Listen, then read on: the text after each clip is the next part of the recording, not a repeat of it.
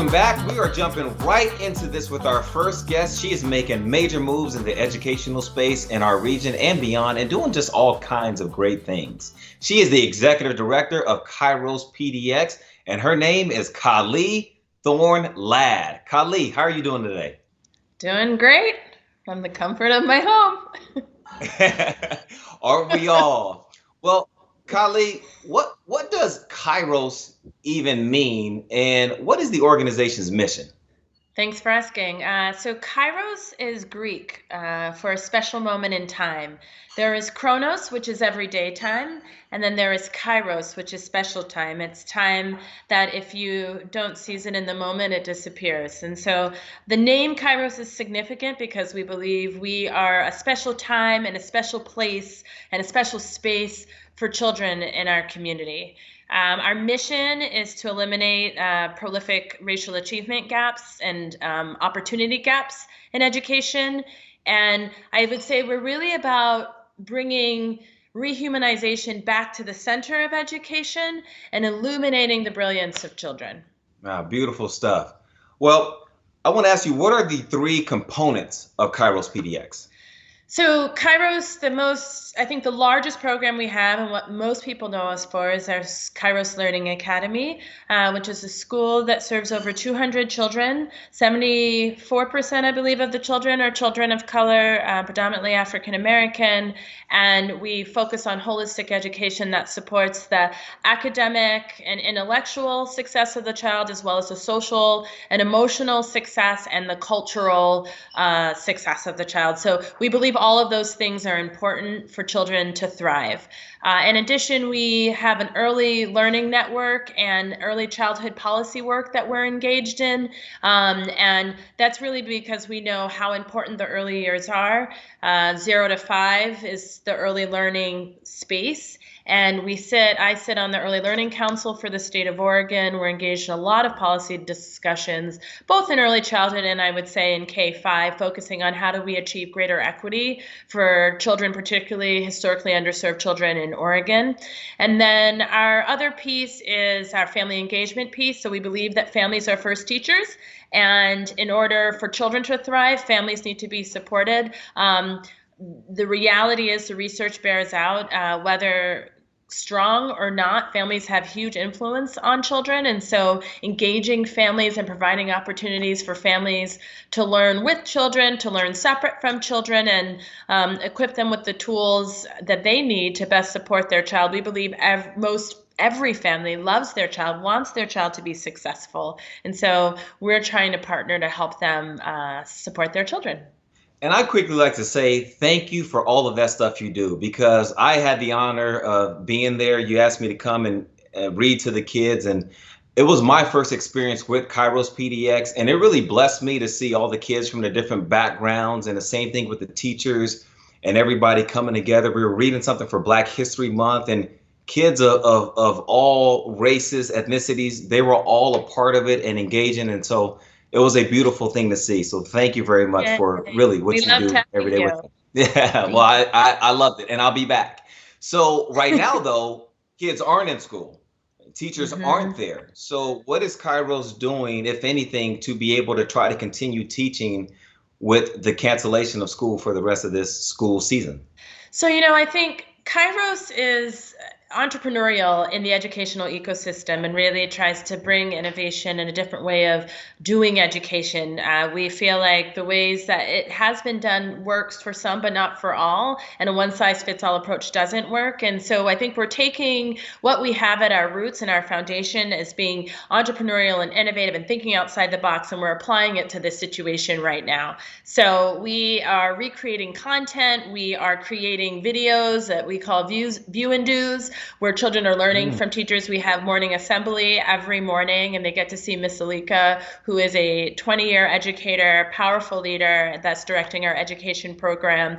And we are leaning into all the social emotional supports, and we have staff reaching out to every single child and family, individual touch point. Children are able to check in with their teachers every day. They're given assignments that are both online and things that they can do at home using paper, pencil. There's a lot of project-based learning happening, along with the things that you hear about, that online learning tools that children can grow from. So our instructional staff have been hard at work for the last couple of weeks, trying to build this educational program and sort of take content that we had been doing and apply it to a new lens so that children can learn. I think they're doing an incredible job. What the research tells us right now is as important as the instructional piece is, what's even more important is that social emotional connection, the care and connection for children. This is a huge experience that is having an impact not only on children, but on the adults that care for the children. And so children internalize stress very easily, and this is easily something that we could call a traumatic event for children, and particularly kids that are not seeing the end of their school year, graduating this year, which is for Kairos, 5th graders. At other grade levels, it's the 8th graders and the 12th graders. And there's a big loss in that. And so ensuring that you create spaces for care and connection for children becomes very important. It actually helps their brain adjust and be resilient during this difficult time. So we're spending a lot of time to try to support our kids in addition to providing academic content. Love it. The passion is clear. Another thing that's clear is the fact that you got a good thing going on. So how do people get involved in helping your mission? Well, right now, I mean, obviously, any contribution helps. I'd be remiss if I didn't say that. We are a C3, and so we always like supports. And I tend to think of our supporters as investors because they're not just giving away dollars, they're investing in the future of our city and our region by investing in these children and their families, and that makes a difference. I really believe that we are helping shape, cultivate the future leaders of our community, and so that's an easy way. We are asking leaders also to do view and do's. So view and do's are videos that are 3 minutes or less, where you have an opportunity to share a skill that you have. We have different themes for each day of the week. So Momentum Monday is our Monday theme, and you can do things according to the themes, and I can send out information to folks. But this is an opportunity for us to bring community in a way that maybe we can't do in our everyday because people have busy schedules. But you can take time to make a video, again, 3 minutes or less, to share your skill, your knowledge, and it exposes our kids to leaders in the community, which is an awesome opportunity. So I can send a video too?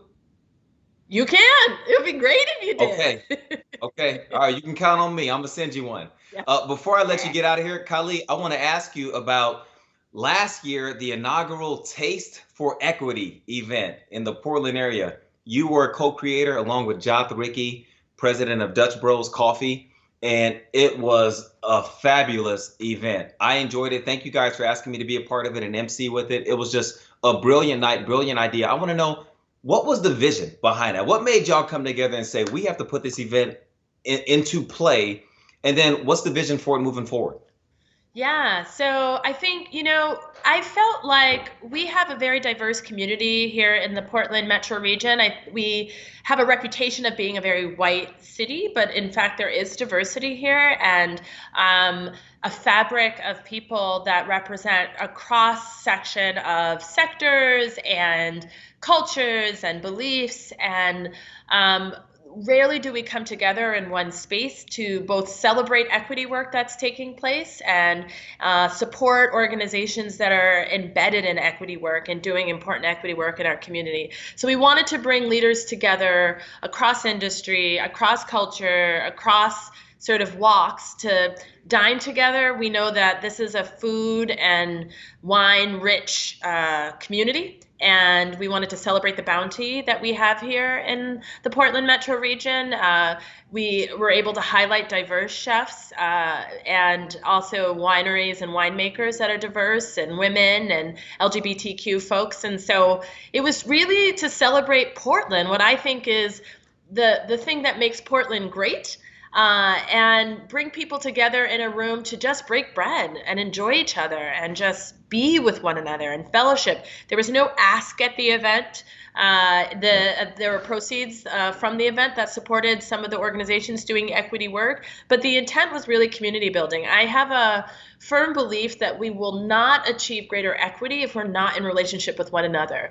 And so being with one another as human beings and laughing together and getting to know one another and eating and drinking together, I think is how you begin to build relationship. And that's what we were able to do. And it was a beautiful thing. thing. I couldn't have said it better myself. Kali, thank you for all that you're doing and all of the spaces in which you are involved. Portland needs you. We're grateful that we have you. Thank you. Thank you. If I can say just one thing too, I think in this time I just want to remind people to be supporting one another. This is a difficult time, and so supporting our restaurants, supporting our small businesses becomes really important to get through this. Supporting each other in the ways that we can from a socially distant standpoint is important, and recognizing the humanity of one another. This, going back to Kairos and the rehumanization of children, now more than ever we need to recognize that in one another and be a collective to move out of this difficult time. So thank you.